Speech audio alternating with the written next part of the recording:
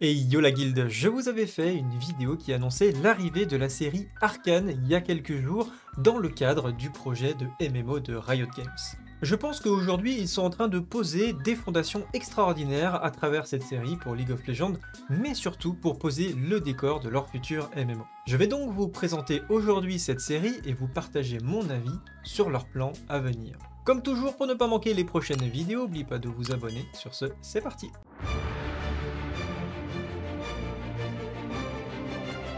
Alors, Arcane, de quoi on parle? Et bien pour ceux qui n'ont pas suivi, c'est la nouvelle série de Riot Games. Directement disponible sur Netflix, vous allez avoir plusieurs épisodes et probablement saisons qui, je pense, vont nous dévoiler progressivement l'univers de League of Legends. Pour commencer, parlons de la série, d'où elle vient et des premiers épisodes. Ici, pas de spoil, on va juste parler du concept et de mon ressenti vis-à-vis de ce début plutôt fulgurant. La série d'animation produite par Riot Games et le studio français d'animation Fortiche Productions, qui est française, vous l'aurez compris à leur nom, et ils ont déjà produit une grande partie des clips très connus de Riot comme KDA, Rise et bien sûr Get Jinxed, qui pose déjà un peu l'environnement sur la série à venir. Je vous laisse leur chaîne en description, mais leur niveau est juste stratosphérique. La série se déroule dans l'univers de Runeterra, on en avait déjà parlé dans la première vidéo, surtout concernant la carte du monde qui avait déjà été créée et conçue pour le jeu de cartes Riot nommé Legend of Runeterra, le monde où ont évolué et vivent les différents personnages de League of Legends. Le but ici est de remonter dans le temps pour apporter plus de profondeur à des personnages emblématiques du jeu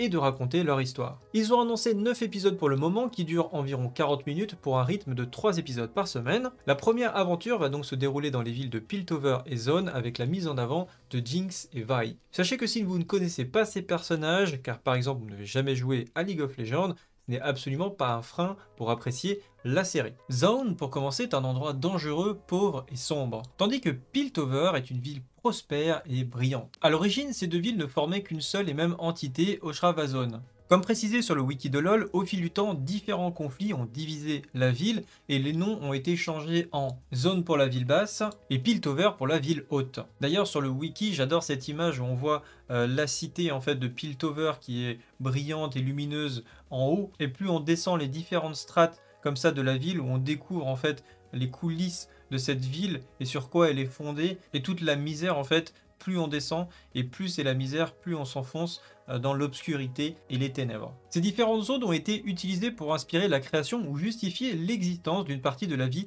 et activité des différents héros de League of Legends. Par exemple, dans les champions de zone, vous allez pouvoir retrouver un certain nombre de noms connus. Alors évidemment, on retrouve Jinx, mais plein d'autres personnages que vous pourrez croiser ou pas dans les différents épisodes qui vont être proposés. Et on trouve aussi tout simplement une partie aux héros qui ont eu à un moment une relation avec soit Piltover, soit avec Zone. Par exemple ici on montre que Ezreal a traversé Zone pendant ses expéditions, ou encore que Teemo a acheté ses champignons dans le marché noir de Zone. Je trouvais cette anecdote assez drôle. Bref, pour revenir à la série concernant les premiers épisodes, alors 6 à ce jour, au moment où je fais cette vidéo, je dirais que j'ai été scotché du début à la fin.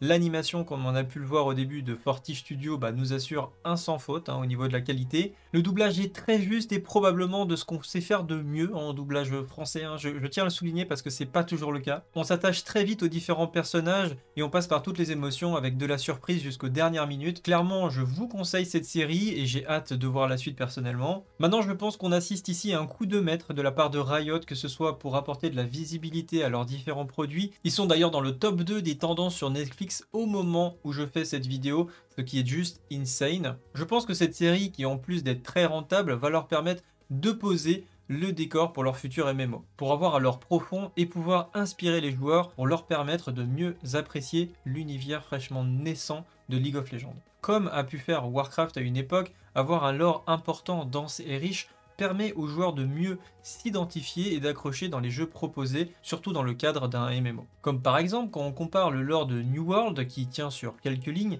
et le lore de World of Warcraft, on n'est pas du tout sur la même durée de vie, enfin en tout cas je le pense. Final Fantasy a également prouvé qu'avoir une histoire permet de mieux intégrer et captiver les joueurs, et ce depuis longtemps. Donc même si on crée un jeu assez qualitatif et qu'on s'inspire de tous les codes nécessaires au MMO, s'il manque de profondeur, ça reste très difficile, je pense, de garder les joueurs immergés dans un jeu sur le long terme. On le sait avec le succès de leurs différents projets, Riot sait faire de grandes choses. Ils ont le talent, ils ont le budget et ils ont le temps devant eux. J'ai hâte maintenant de voir la suite de la série pour imaginer ce qui va nous attendre dans quelques années. C'est tout pour cet article, mais dites-moi ce que cette série vous inspire en commentaire, ce que vous en avez pensé.